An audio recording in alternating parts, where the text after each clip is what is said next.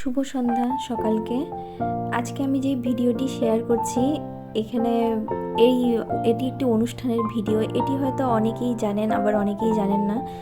এটা হাওড়া জেলার সলব এবং তৎসংলগ্ন অঞ্চলগুলিতে বিশেষ করে পালিত হয়। আর কোনো জায়গায় হয় কিনা আমার খুব একটা জানা নেই।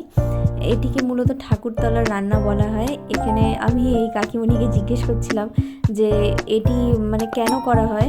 উনি বললেন যে এটি প্রতি বছর ফাল্গুন মাসে করা হয় মূলত শীতলা মাকে উদ্দেশ্য করে। কারণ আমরা সবাই জানি যে বসন্তকালে আমাদের বিভিন্ন রকম রোগ হয়, হাম পক্স, তো সেগুলোকে প্রতিরোধ করতেই প্রাচীনকাল থেকেই শীতলা মাকে উদ্দেশ্য করে এই অনুষ্ঠানটি চলে এসছে।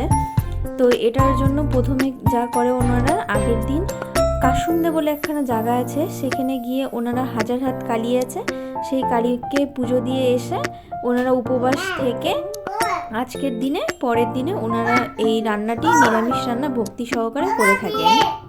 সত্যি আমরা কত রকম লোকসংস্কৃতির লোকাচার পালন করে থাকি। হয়তো এগুলির মধ্যে দিয়ে আমাদের যে পুরাতন প্রথাগুলো আছে সেগুলোকে আমরা পুনর্জীবিত রাখতে পারি, এটাই।